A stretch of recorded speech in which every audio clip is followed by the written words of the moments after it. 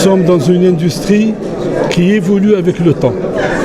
Et cette industrie, c'est l'industrie poulpière, c'est l'industrie aussi céphalopodière, comme on le dit, ou l'industrie halieutique tout court. Il ne faut pas oublier que nous avons 2000 bateaux de pêche côtière, nous avons 300 bateaux de pêche hauturière. Okay.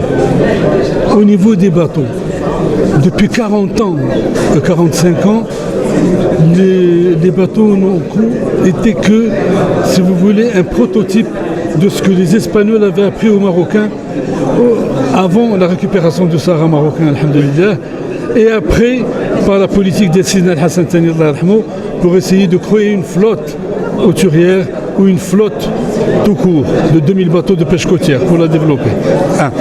La deuxième des choses, c'est que nous sommes restés dans un phénomène statique, pas dynamique. Mais un peu d'ijtihad. Aujourd'hui, les circonstances économiques, qu'elles soient énergétiques ou halieutiques ou de tout ordre qu'ils soient, d'effets économiques, nous imposent une rigueur quant au choix du bateau. Aujourd'hui, nous savons très bien que les bateaux consomment beaucoup de gasoil. Un bateau qui consomme 3 tonnes et demie, avec ce qui se passe actuellement, que vous connaissez mieux que moi, c'est très grave. Un bateau qui lui a effectivement la cale de poisson, la cale de gasoil, peut être restructuré d'une autre manière, et surtout des bateaux qui peuvent rester moins en mer et être plus petits. On ne peut plus parler de bateaux de 39 mètres ou 40 mètres.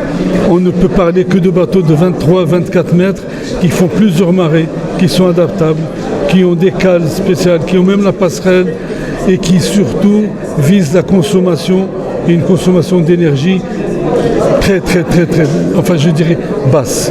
Elle dit d'une part. Nous verrons après pour entrer dans d'autres considérations. دابا منذ على الأقل واحد 17 عام المغرب وصل à l'instar de ce qui se passe à Tanger au niveau des industries automobiles. L'industrie de pêche, elle voit ses bateaux aussi se produire au Maroc. Donc elle dit pour un pays émergent comme le Maroc, c'est extraordinaire.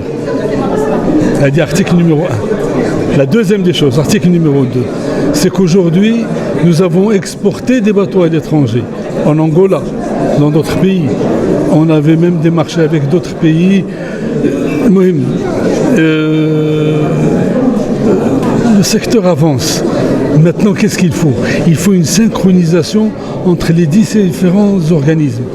La PAFAM, les chambres maritimes, la Fédération de pêche maritime CGM et la Fédération des chambres de pêche maritime et la FIM et d'autres institutions, sans compter les institutions financières. Nous sommes dans un même bateau pour construire ce bateau.